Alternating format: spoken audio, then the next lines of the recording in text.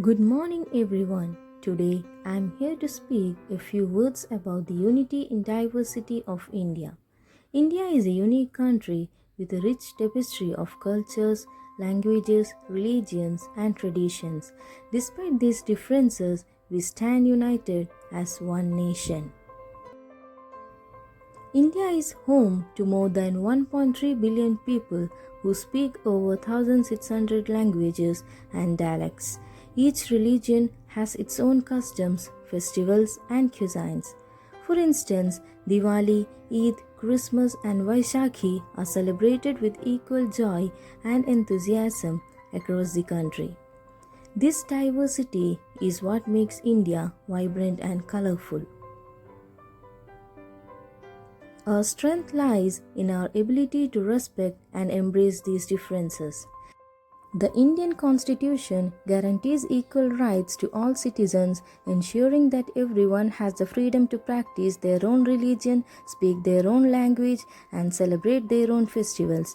This legal framework helps maintain harmony and peace among different communities. Education also plays a vital role in promoting unity. Schools and colleges teach students about the importance of diversity and encourage them to appreciate and learn from each other's cultures.